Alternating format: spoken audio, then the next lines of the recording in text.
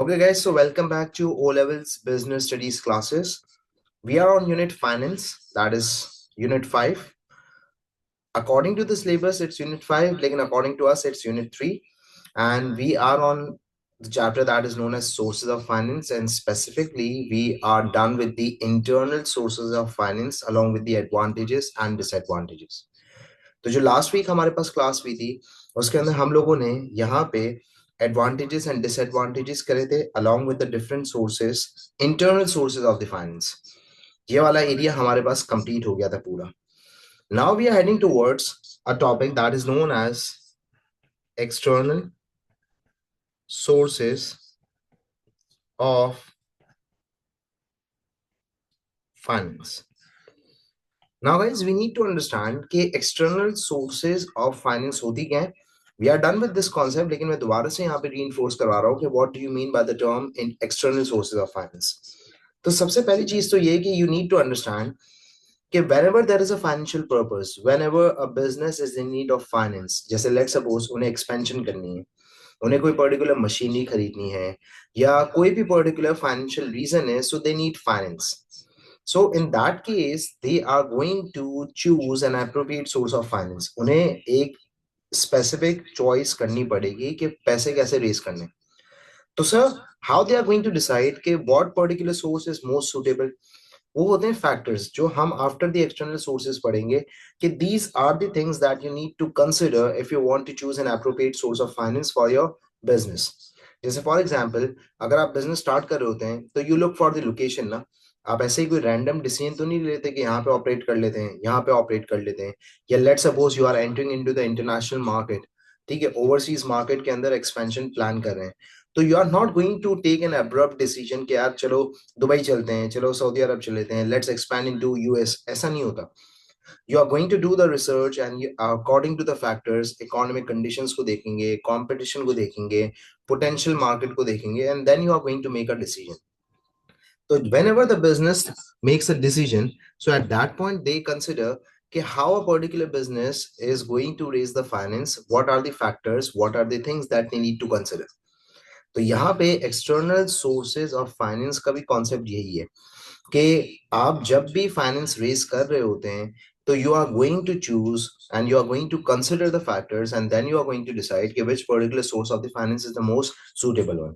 तो आज external sources of finance के कॉन्सेप्ट को पहले समझते हैं, फिर सोर्सेज को डिस्कस करते हैं. एक्सटर्नल सोर्सेज ऑफ फाइनेंस का मतलब है कि you are raising the finance from outside an organisation. Outside an organization का मतलब क्या है? Outside the premises. बिजनेस के बाहर से. जैसे इंटरनल के अंदर क्या था, हम अपने एसेट को बेच रहे थे, लेट्स सपोज एक्स्ट्रा मशीनरी थी उसे बेच के फाइनेंस रेज कर रहे थे, हम अपने प्रॉफिट को ही री इन्वेस्ट कर रहे थे, ठीक है, ओनर फर्दर इन्वेस्टमेंट कर रहा था. ये सारी के सारी इंटरनल सोर्सेज हैं. आउटसाइड एन ऑर्गेनाइजेशन नहीं है, इंटरनल है. एक्सटर्नल के अंदर हमारे पास क्या है? Outside an organisation. Outside an organisation means outside the business. और यहाँ पे you will see the involvement of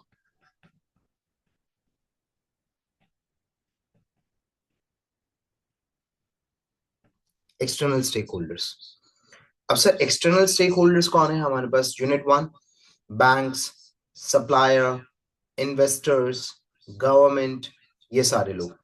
तो when the external stakeholders are going to provide the finance to the business, all of these sources will be known as the external source of finance. ये सारी के सारी external sources कहलाएंगे हमारे पास. Whenever the business or a particular organization is raising the finance through external stakeholders, it will be known as the external source of finance. So the first most common external source of finance is known as bank loan. अच्छा, अब यहाँ पे one more thing I'm going to add over here is कि आपके पास short term, long term, internal, external, ये multiple चीजें होती है ना. तो हम पहले तो we are going to learn about all of the sources, and in the end through an activity we are going to distinguish कि which particular source is internal, which is external, and what are the sources that belongs to the short term and long term sources of finance. अभी सिर्फ और सिर्फ हम concept develop कर रहे हैं कि कौन सी सोर्स क्या है हमारे पास, बैंक लोन क्या होता है, इशू ऑफ शेयर्स क्या होते हैं, और ये सारी चीजें। तो आज स्टार्ट करते हैं। हमारे पास बैंक लोन क्या है हमारे पास, what do you mean by the term bank loan. You all know कि बैंक से हमें लोन मिलता है, ठीक है। बैंक लोन का मतलब होता है अमाउंट दैट इज acquired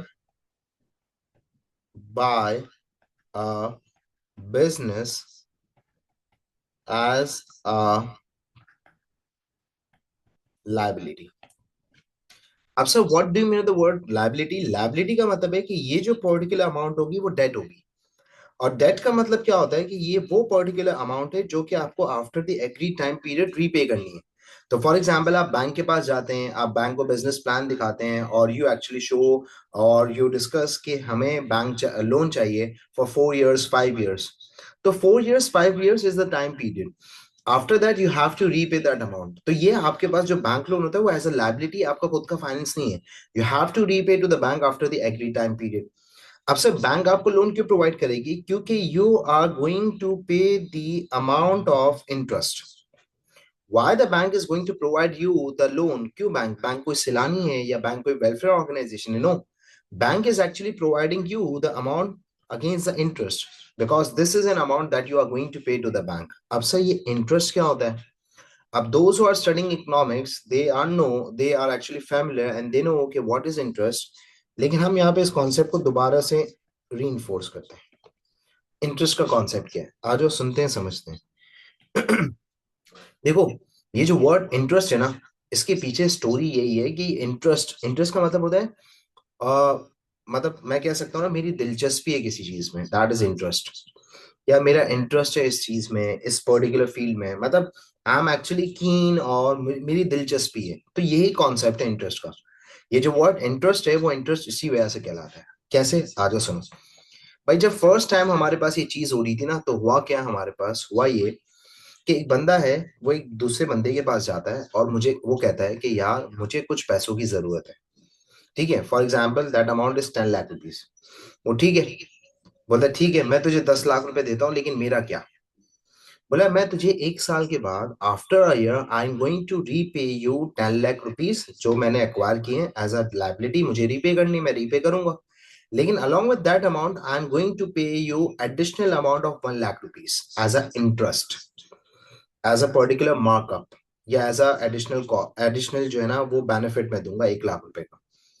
तो अब now that person agreed to provide 10 lakh rupees to him, क्योंकि उसको बेनिफिट ये मिल रहा था कि आफ्टर ईयर उसे 11 लाख रुपए मिलेंगे, 10 लाख रुपए वो अमाउंट जो कि रीपे होगी एज अ लोन जो थी, और 1 लाख रुपए एडिशनल अमाउंट होगी। तो अब वो बंदे ने ट्रांजेक्शन होगी। अब सर ये क्यों हुई, क्योंकि उस बंदे ने 10 लाख रुपए उसको इसके लिए दिए थे क्योंकि उसका इंटरेस्ट उस एडिशनल 1 लाख रुपए में था जो उसको मिलने थे। और उस बंदे ने एडिशनल 1 लाख रुपए क्यों दे दिए इंटरेस्ट के फॉर्म के अंदर, क्योंकि उसे उस टाइम पे उस 10 लाख रुपए की जरूरत थी to meet the financial reason या जो भी।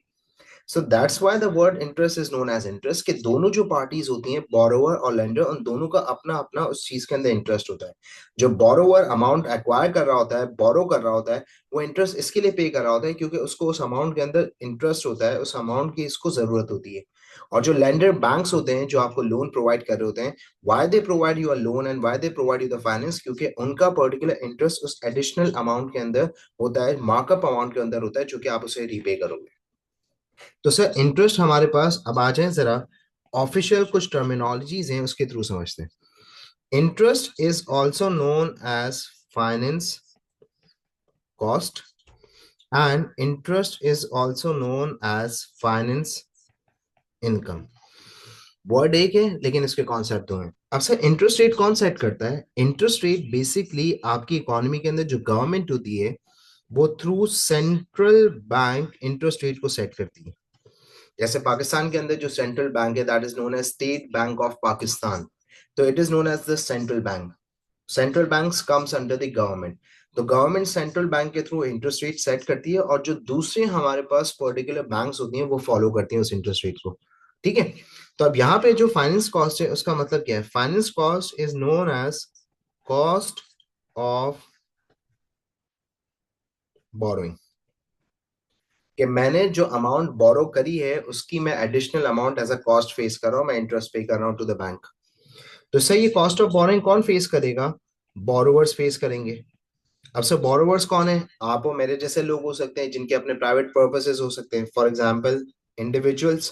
कुछ लोग होते हैं ना, घर खरीदने के लिए लोन लेते हैं, गाड़ी खरीदने के लिए लोन लेते हैं, ठीक है। और कुछ हमारे पास बिजनेसेस होते हैं जो इन्वेस्टमेंट एक्सपेंशन के लिए, इन्वेस्टमेंट के लिए बैंक से लोन लेते हैं।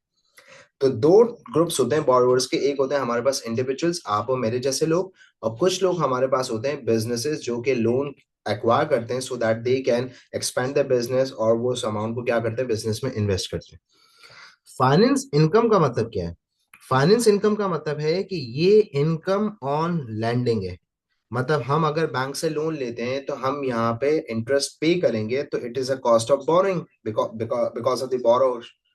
ठीक है, as we are the borrower तो we are going to pay this amount. लेकिन बैंक के लिए वो इनकम हो जाएगी। तो हमारे पास ये जो इनकम ऑन लैंडिंग है, it is enjoyed by the lenders. और लेंडर्स कौन होते हैं हमारे पास इकोनॉमी में? बैंक्स होते हैं। सो this is how it is. तो मैं जो एडिशनल अमाउंट पे करूंगा वो मेरे लिए कॉस्ट है, क्योंकि मैंने फाइनेंस बेनिफिट लिया है, फाइनेंशियल बेनिफिट लिया है। और बैंक के लिए वो पर्टिकुलर अमाउंट इनकम हो जाएगी, क्योंकि उन्होंने मुझे लैंड करी है, उन्होंने मुझे अमाउंट प्रोवाइड करी है, so it's a benefit to the bank. So this is known as a concept of. अब हमारे पास यहाँ पे जो बैंक लोन है वो दो टाइप के हैं। दो टाइप का मतलब क्या है? According to the time period. कुछ लोन हमारे पास होते हैं, they are known as the short term bank loan. और कुछ हमारे पास लोन होते हैं, they are known as the long term bank loan. It's about the time period. ठीक है, टाइम पीरियड की बात हो रही है। अब जो शॉर्ट टर्म बैंक लोन है, ये होते हैं हमारे पास 3 to 5 years के। मतलब जो बोरोवर है उसे 3 to 5 years के अंदर पे ऑफ करना है। और जो लॉन्ग टर्म होते हैं हमारे पास, वो होते हैं मोर देन 5 years। मतलब मोर देन 5 years का मतलब हमारे पास ये हुआ कि 5 years से लेके 25 years तक के long term bank loans provide किए जाते हैं to the businesses, to the individuals. Usually businesses को इतने बड़ी अमाउंट और इतने टाइम पीरियड के लिए अमाउंट प्रोवाइड की जाती है। अब हमारे पास ये ओवरऑल बैंक लोन का कॉन्सेप्ट है। आज अब कुछ पॉइंट्स डिस्कस करते हैं। Number one, this amount needs to be repaid. Number one, जो भी आपने अमाउंट एक्वायर करी है फ्रॉम द बैंक, तो आपको ये रीपे करनी पड़ेगी, तो repayment is involve. Number two, interest payable. तो जब आप इंटरेस्ट पे करोगे तो इंटरेस्ट पे करने से आपके बिजनेस के जो एक्सपेंसेस होंगे वो बढ़ेंगे। और जब वो एक्सपेंसेस बढ़ेंगे, so it is going to affect the profitability, और प्रॉफिटेबिलिटी ऑफ द बिजनेस क्या होगी? कम होगी। This is number three, business plan is required. So whenever you go to the bank and you ask for the loan, so they ask for the business plan. So whenever you request the banks to get a loan, they are going to ask for the business plan. Number three, sorry, number four, new businesses cannot get loan because of lack of previous records. अब हमारे पास ये जो नए businesses होते हैं, they fail to acquire the loan from the bank. So why they fail? Because जो नए बिजनेसेस हैं, they do not have any particular previous record. नए अभी उन्होंने स्टार्ट किया ऑपरेट करना मार्केट के अंदर, तो उनके पास प्रीवियस कोई financial performance, income statement, balance sheet available नहीं है। तो उनके पास कोई प्रीवियस फाइनेंशियल रिकॉर्ड नहीं है, and it is a requirement of the bank कि they ask for the business plan, they ask for the previous financial record, so that they can make an understanding and they can make the evaluation कि whether to provide you a loan or not. तो simply अब कुछ ऐसे नए businesses होते हैं, they simply fail to meet the criteria. अब criteria के अंदर क्या है कि वो कहते हैं कि आपके प्रीवियस रिकॉर्ड होने चाहिए। नए बिजनेस के पास कोई प्रीवियस रिकॉर्ड नहीं है क्योंकि वो नए। ठीक है, वो पूछते हैं कि आपका जो बिजनेस प्लान है वो इफेक्टिव होना चाहिए।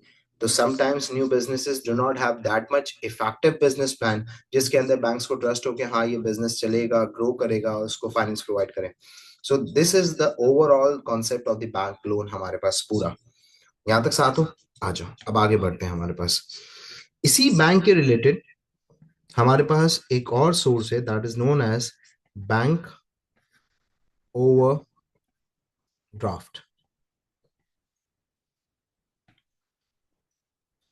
अब से ये जो बैंक ओवरड्राफ्ट है ये क्या है बेसिकली? Bank overdraft is known as the short term source of finance. Bank overdraft, short-term source of finance. So what is the concept of the bank overdraft? Bank overdraft का मतलब ये है कि अगर मैं इस पर्टिकुलर बैंक ओवरड्राफ्ट के term को ब्रेक डाउन करूं तो मुझे समझ में आता है when the bank account is overdrawn. When the bank account is overdrawn, so what do you mean by this particular thing? अब यहाँ पे मैं आपको समझाता हूँ एक कॉन्सेप्ट, ठीक है, एक स्टोरी के थ्रू। I hope you all are studying accounts और आपने अकाउंट्स के अंदर एक कॉन्सेप्ट सुना होगा हमारे पास, बैंक रिकंसिलिएशन। ठीक है, it is known as one of the topic of the accounting, bank reconciliation. अगर नहीं भी सुना तो भी मैं आपको इस चीज को समझा सकता हूँ। यहाँ पे आपका होता क्या आपके पास कि आप अपने सप्लायर को पेमेंट करनी होती है आपको, तो you issue a cheque of 2.5 lakh rupees. कितने? 2.5 लाख रुपीस। आपने कुछ सप्लाईज रॉ मटेरियल वगैरह खरीदा होता है, तो आप उसकी पेमेंट करने जाते हैं। आपने सप्लायर को चेक इशू कर दिया, सप्लायर जाता है और सप्लायर उस पर्टिकुलर चेक को प्रेजेंट करता है बैंक के अंदर फॉर द क्लियरेंस। उसको पेमेंट चाहिए, उसने चेक डिपॉजिट किया और उसको क्या, क्लियरिंग के अंदर। तो वहां पे जो हमारे पास ब्रांच के अंदर कैशियर बैठा हुआ है, अब वो उस चेक की क्लियरिंग करता है और वो वहां पे देखता है शॉर्ट ऑफ फंड्स आता है वहां पे लिखा हुआ। मतलब कि आपके अकाउंट के अंदर इतने पैसे नहीं है। आपके अकाउंट के अंदर जो अवेलेबल अमाउंट है दैट इज 2 लाख रुपीज, और आपका जो चेक है, जो पेमेंट है, that is of 2.5 lakh rupees. 50,000 rupees से अमाउंट की शॉर्टेज है, short of funds, insufficient funds कह लें। Now bank has two options. Bank has two options. Number one, वो चेक डिसऑनर्ड हो सकता है, जिसको हम कहते हैं चेक बाउंस हो गया, कि वो चेक क्लियर नहीं हो सकता क्योंकि अमाउंट उतनी अकाउंट के अंदर अवेलेबल नहीं है। अमाउंट 2.5 lakhs की है और available amount in the bank account is 2 lakh rupees. एक तो ऑप्शन ये। दूसरा ऑप्शन ये है कि इट डिपेंड्स ऑन यू। अब सुनना हमारे पास कि यहां पे आपके पास फाइनेंशियल क्रेडिबिलिटी होगी आपकी, तो आपको ये सर्विस मिल सकती है। बैंक ओवरड्राफ्ट बैंक हर किसी को प्रोवाइड नहीं करता। If that particular client business has the good reputation and the credibility, at that point you can avail this service. अब सर्विस क्या है? जो सेकंड ऑप्शन है वो ये कि बैंक आपके बिहाफ पे खुद से वो अमाउंट पे करे और क्लियर कर दे। तो वहां पे सप्लायर के उस चेक को वो क्लियर कर देंगे और खुद से पे कर देंगे उस पर्टिकुलर सप्लायर को। तो इसका मतलब ये हुआ कि आपके जो अकाउंट था वो ओवरड्रॉ हो गया है, उसके अंदर अवेलेबल अमाउंट 2 lakhs की थी और आप जो पेमेंट है वो 2.5 lakhs की कर चुके हैं। Bank has paid on the behalf of you. तो bank has paid on the behalf of yours, तो इसका मतलब क्या है हमारे पास कि आपका बैंक अकाउंट क्या हो गया, ओवरड्रॉ हो गया। तो अब इस चीज को समझना जरूरी है कि जो बैंक ओवरड्राफ्ट है ये हर किसी को नहीं मिलता, it depends on the financial credibility. Number 3, इसके बाद अब यहाँ पे daily interest would be charged on the overdrawn amount, which is going to make it expensive source of finance.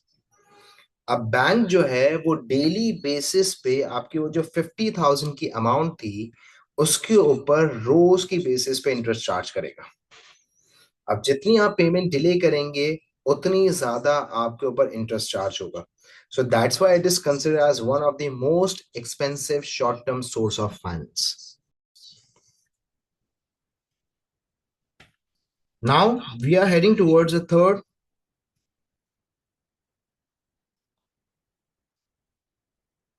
source of finance हमारे पास। Third source of finance is known as trade credit. Trade credit is known as one of the source of finance or a benefit that you get from the supplier. अब sir trade credit क्या है हमारे पास? यहां पे हम कहते हैं ना, goods bought on credit from the supplier. So trade credit is also known as one of the source of finance. Sir, कैसे? Let's suppose your business is operational and you are in need of raw material supplies to continue the business activity. आपकी factory, आपको raw material required है. ठीक है, आपका business है, आपको यहाँ पे सप्लाईज और मटेरियल्स रिक्वायर्ड है ताकि आपकी बिजनेस एक्टिविटी चल सके and you can provide the goods on the two the customer on the timely basis. तो अगर आपके पास अब शॉर्ट ऑफ फंड्स हैं और आपके पास कैश नहीं है, तो क्या आप सप्लाईज खरीद सकते हो? यस. कैसे खरीद सकते हो? You can get the favour from the supplier. और सप्लायर यहाँ पे आपको गुड्स देगा लेकिन ऑन क्रेडिट. दैट मीन्स कि आपको गुड्स आज मिल जाएंगे and after the agreed time period, 15 days, 20 days, 30 days, it depends on the market condition, it depends on the relationship with the supplier is going to offer you the credit. तो हम ये जो उधार पे सारा stock खरीदते हैं, उधार पे जो माल खरीदा जाता है मार्केट के अंदर, द वर्ड उधार इज क्रेडिट. तो ये जो उधार पे हम बाइंग एंड सेलिंग कर रहे होते हैं, ये क्रेडिट होता है. ठीक है. तो सिमिलरली आप यहाँ पे अगर गुड्स बाय कर रहे हो on the credit from the supplier, so it is known as the trade credit. तो यहाँ पे आपको बेनिफिट मिल गया कि यू हैव द लेवरेज, या फिर आप कह सकते हो कि आपके पास रिलैक्सेशन है कि आप इजी होके आराम से पे कर सकते हो after the time period. Number one. अब इसके अंदर यहाँ पे जो न्यू बिजनेसेस होते हैं, new businesses can not get this source as they do not have relationship with the supplier. जैसे फॉर एग्जाम्पल हमारे पास जो नए बिजनेसेस होते हैं, they can not gate loan from the banks easily. Supplier भी इनको गुड्स प्रोवाइड करेगा लेकिन only on cash. The supplier is not going to provide them a benefit of the trade credit. वो उधार पे नहीं देगा क्योंकि बिजनेस नया है. तो जब तक बिजनेस नया है तो सप्लायर के साथ उसका कोई रिलेशन नहीं है, सप्लायर के साथ उसकी कोई particular terms and condition set नहीं हुई. The business is new, so there is no financial relationship with the supplier.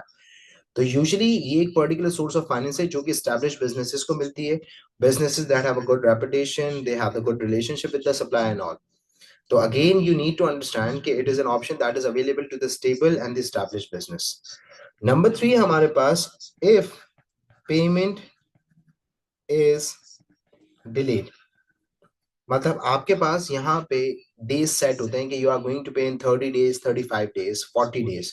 तो जो भी आपके यहाँ पे ट्रेड पेबल डेज होंगे, जो भी आपके क्रेडिटर डेज होंगे जिसके अंदर आपको अमाउंट पे करनी है, अगर आप वो पेमेंट डिले करते हो तो इससे दो इफेक्ट होंगे आपके पास. नंबर वन, यहाँ पे आपका सप्लायर आपके ऊपर चार्ज करेगा interest. Because you are making the delay in the payment, the supplier is going to charge the interest. Number two, आपके यहाँ पे जो रिलेशनशिप है वो आपके पास अफेक्ट हो जाएगा विद दी सप्लायर. और शायद नेक्स्ट टाइम वो आपको क्रेडिट प्रोवाइड ना करे, नेक्स्ट टाइम शायद वो आपको ट्रेड क्रेडिट अलाउड ना करे. तो यू नीड टू अंडरस्टैंड कि if the payment is delayed, so the supplier is going to charge the interest, and on the other hand the relationship with the supplier may get affected, and the next time he is not going to provide you the trade credit, और अगर credit provide भी कर रहा हो तो शायद इतने time period के लिए आपको ना करे.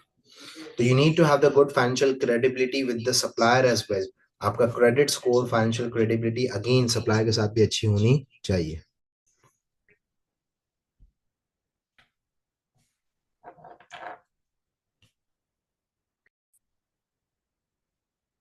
Now the fourth one is known as issue of shares. Now, so what is issue of shares? Issue of shares का concept हमारे पास यूनिट 1, जब हम टाइप्स ऑफ बिजनेस ऑर्गेनाइजेशंस पढ़ते हैं, लीगल स्ट्रक्चर्स पढ़ते हैं, soul trader, partnership and companies, उस टाइम भी पढ़ते हैं. यहाँ पे दोबारा से इसको रीइंफोर्स कर लेते हैं. Issue of shares is an option that is available to the public limited company. PLC stands for the public limited company. अब ये वो कंपनी होती है जो कि स्टॉक एक्सचेंज में लिस्टेड होती हैं। ये वो कंपनीज होती हैं जो कि जनरल पब्लिक को शेयर्स बेच के पैसे रेस कर सकती हैं। तो आपके पास पाकिस्तान स्टॉक एक्सचेंज है, उस पाकिस्तान स्टॉक एक्सचेंज के अंदर आपने देखा कितनी नंबर ऑफ कंपनीज हैं। आपके कोई ना कोई जानने वाले फैमिली के अंदर, फैमिली फ्रेंड्स के अंदर कुछ ना कुछ ऐसे लोग होंगे, कोई ना कोई जो स्टॉक्स के अंदर, शेयर्स के अंदर इन्वेस्ट करते होंगे और वो बात भी करते होंगे, तो आपको समझ में आ। तो होता क्या है इशू ऑफ शेयर्स के अंदर कि आपके पास ये जो पब्लिक लिमिटेड कंपनी है ये इन्वॉल्व होती है इशू ऑफ शेयर्स में। और जब वो शेयर्स इशू करती है तो शेयर्स इशू करती है जर्नल पब्लिक को, इन्वेस्टर्स फ्रॉम द मार्केट। फिर ये जो जर्नल पब्लिक है ये शेयर्स क्या करती है, बाय करती है। और जब ये शेयर्स बाय करती है तो दे प्रोवाइड द फाइनेंस और the capital to the company. और यहाँ पे this is how the company raise the finance. तो ये हमारे पास इश्यू ऑफ शेयर्स का कॉन्सेप्ट है।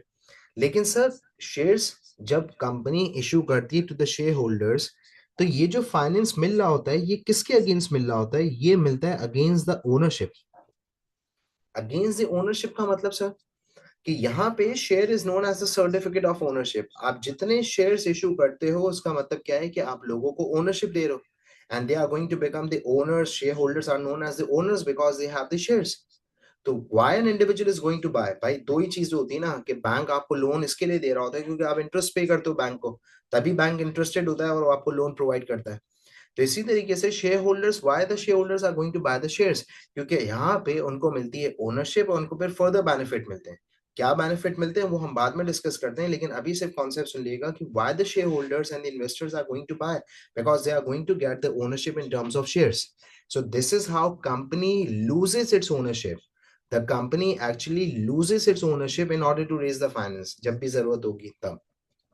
अब सर जब हमारे पास यहाँ पे हम शेयर्स इशू करते हैं तो शेयर्स इशू करने से शेयर होल्डर्स को यहाँ पे दो बेनिफिट मिलते हैं। एक तो ये कि share holders are going to get the dividends. Dividends क्या होता है, again we have discuss it in the public limited company detail, यहाँ पे दोबारा से रीइंफोर्स कर रहा हूँ। कंपनी जो पूरे साल एक्टिविटी करती है और उससे जो भी amount of revenue and profit earn करती है, तो after paying tax, after paying interest, operating expenses and all, कुछ particular amount of profit distribute कर देती है amongst the share holders, because they are the investors and they have provided the finance. तो उनका ये राइट है कि उनको यहाँ पे कुछ ना कुछ शेयर ऑफ प्रॉफिट मिलना चाहिए अगेंस्ट द इन्वेस्टमेंट। तो dividends are known as the share of profit जो कि उनको मिलता है। Number two, share holders shares इसके लिए बाय करते हैं कि उनकी कंपनी जब अच्छा परफॉर्म करेगी तो शेयर प्राइस क्या हो जाएगी, बढ़ जाएगी। तो उन्होंने जो शेयर खरीदे थे उसकी वैल्यू बढ़ जाएगी। तो now they are going to get the financial benefit because of the increase in the share price. तो ये दो मेन ऑब्जेक्टिव्स होते हैं जिसके ऐसे शेयर होल्डर शेयर्स बाय करते हैं। अब जब public limited company shares issue करती है तो public limited company legal cost of issuing the shares face करती है। ऐसा नहीं है हमारे पास कि पब्लिक लिमिटेड कंपनी का जब दिल चाहेगा वो शेयर्स इशू कर देगी, ऐसा नहीं है। एक सर्टेन पॉइंट तक शेयर्स इशू करते हैं क्योंकि इसकी भी कॉस्ट होती है, पब्लिशिंग कॉस्ट होती है, आपको अनाउंसमेंट करना पड़ता है गवर्नमेंट को, मतलब बहुत पूरा एक लीगल प्रोसेस है। ऐसे नहीं है कि नानी माँ का घर है कि सुबह उठेंगे और शेयर्स इशू कर देंगे पैसे आ जाएंगे, नो। ऐसा नहीं कि भाई फॉर एग्जांपल बेटे को गाड़ी खरीदनी है तो शेयर्स इशू कर लेते हैं, बेगम हरमेस का बैग मांग रही है तो हम जो है ना वो शेयर्स इशू कर, ऐसा नहीं होता। ठीक है। और दूसरी चीज हमारे पास ये है कि जितने हम शेयर्स इशू करेंगे उतना रिटेन कंट्रोल कम होता जाएगा, क्योंकि मैं जितनी ओनरशिप डाइल्यूट करता रहूंगा, जितनी ओनरशिप लूज करता रहूंगा, जैसे लेट सपोज मेरे पास 100% ओनरशिप है, मैंने 10% ओनरशिप दे दी, तो अब मेरे पास कितनी रह गई, 90। मैंने और 10% दे दी, अब मेरे पास कितनी रह गई, 80। तो जितने नंबर ऑफ शेयर्स आप इशू करते हैं उतना कंट्रोल ऑफ द कंपनी आपके हाथ से जाता रहता है। तो issue of share has a drawback that is known as the loss of retain control. और जितने आप शेयर्स इशू करते रहेंगे उतना आपका रिटेन कंट्रोल कंपनी का कम होता रहेगा। इसके बाद हमारे पास एक और सोर्स ऑफ फाइनेंस है that is known as crowd funding. Now sir what is the concept of crowd funding? It's very interesting, basically हमारे पास बड़ा कॉमन भी है, पाकिस्तान के अंदर तो बहुत कॉमन है हमारे पास। अब देखो हमारे पास होता क्या है, एक बैंक से 10 लाख रुपए ले लूं मैं, एक बैंक से जाके 10 लाख रुपए ले लूं, या 10,000 लोगों को टारगेट करके सबसे 10-10 रुपए जमा कर लूं, अमाउंट सेम है, यस अमाउंट सेम है हमारे पास। तो फंडिंग का मतलब क्या होता है, a process of raising funds. Crowd का मतलब क्या होता है, ग्रुप ऑफ इंडिविजुअल्स।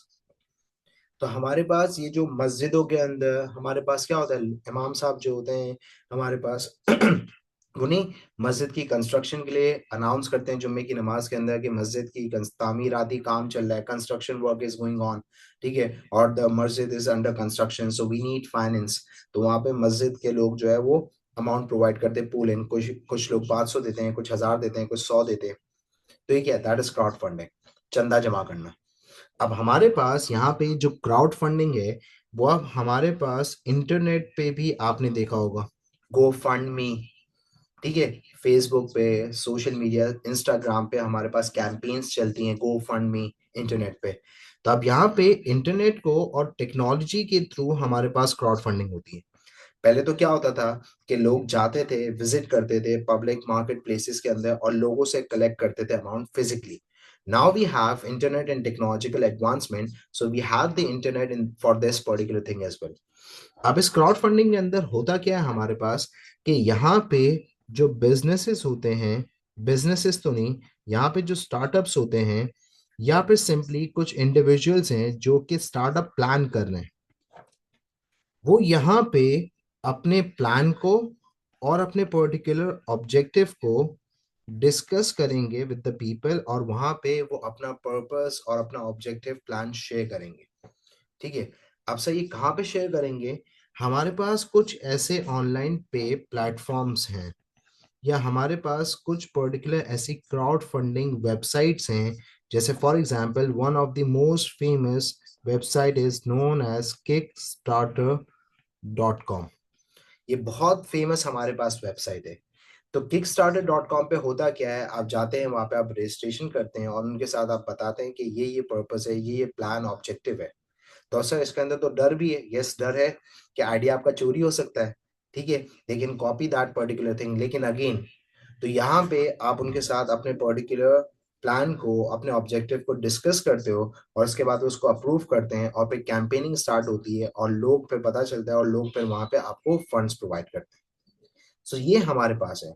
लेकिन जब भी आप यहाँ पे कम्युनिकेट करते हो तो उनको ये बात तो पता चल जाती है कि this is a purpose, this is a particular financial purpose, या this is the particular objective और a plan of a individuals, startup है, जो भी है।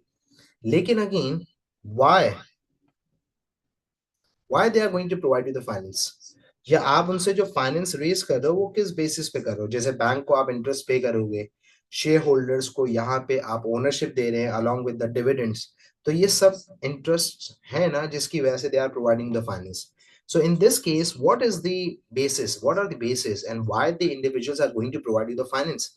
तो यहाँ पे आप इस चीज को सुन लिएगा कि हमारे पास सोशल वेलफेयर के लिए तो यहाँ पे simply the people are going to provide you as a donation और अ चैरिटी। तो they are not going to expect anything, क्योंकि वो डोनेट कर रहे हैं charity because the cause is social welfare. लेकिन अगर कोई प्राइवेट बिजनेस है तो यहाँ पे आप उनको कहोगे कि ये पैसे एज अ डेट है, आप उन्हें रीपे कर दोगे, डेट बेस्ड फाइनेंसिंग कर रहे हैं, आप एज अ लाइबिलिटी रेज कर रहे हैं, you are going to repay it. Number 3, equity based, मतलब आपने कहा कि हम अपने कुछ पर्टिकुलर ओनरशिप जो है वो शुरू के जो 100 लोग होंगे जिन्होंने हमें फाइनेंस प्रोवाइड किया, या 200 लोग होंगे, उनको हम शेयर्स की फॉर्म में दे देंगे। तो वो हमारे पर्टिकुलर इनिशियल स्टेज पे ही हमारे कंपनी के शेयर होल्डर्स बन जाएंगे, और फिर जब कंपनी ग्रो करेगी तो उनकी वैल्यूएशन भी बढ़ेगी, शेयर प्राइस भी बढ़ेगी, and they are going to get the returns as well. या पे फोर्थ हमारे पास रिवॉर्ड बेस्ड।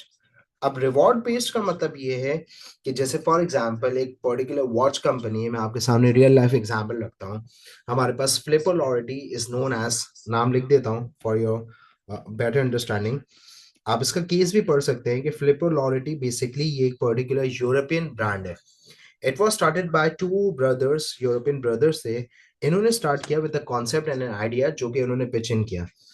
आइडिया ये था कि उन्होंने कहा कि जितनी भी हमारे पास ये लग्जरियस वॉच कंपनीज हैं, मतलब बहुत सारे ऐसे लोग होते हैं जिनको घड़ी खरीदनी होती है अच्छी, but they are too expensive, मतलब उनकी कॉस्ट से वो 100% 200% महंगी हैं, तो it's not affordable for the every one to buy these watches.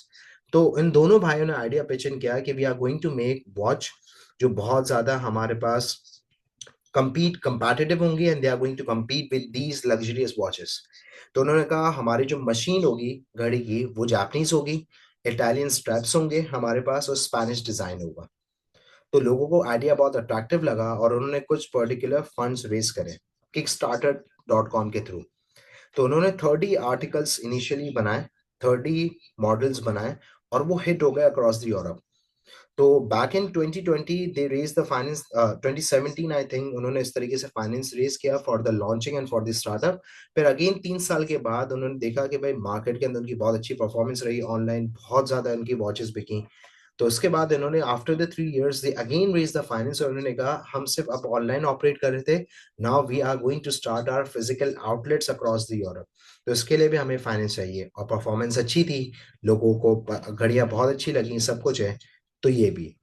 तो इसके बाद दोबारा उन्होंने फंड रेज किया और दोबारा लोगों ने इनको फाइनेंस प्रोवाइड किया। तो रिवॉर्ड बेस्ड का मतलब क्या है कि शुरू के जो 100 लोग होंगे उनको हम गिफ्ट हैम्पर्स देंगे, money off coupon throughout the life दे देंगे, लॉयल्टी कार्ड्स दे देंगे, या फिर हमारी जो फर्स्ट हम जो प्रोडक्ट बनाएंगे वो इनको हम एज अ रिवॉर्ड दे देंगे कि they are the investors and they were the supporters at the initial stage. So this can be the basis that can be used. तो whenever you are involve in the crowdfunding, तो आप ये particular basis को use कर सकते हो लोगों को कम्युनिकेट करने के लिए अलोंग विद द ऑब्जेक्टिव्स कि आपसे हम जो पैसे ले रहे हैं वो इस पर्टिकुलर पर्पस के लिए ले रहे हैं, और ये बेसिस होंगी जिसके बेसिस पे हम आपसे पैसे ले रहे हैं, हम आपको वापसी कर देंगे, या equity based, what ever the purpose is, sorry the basis is it clear guys?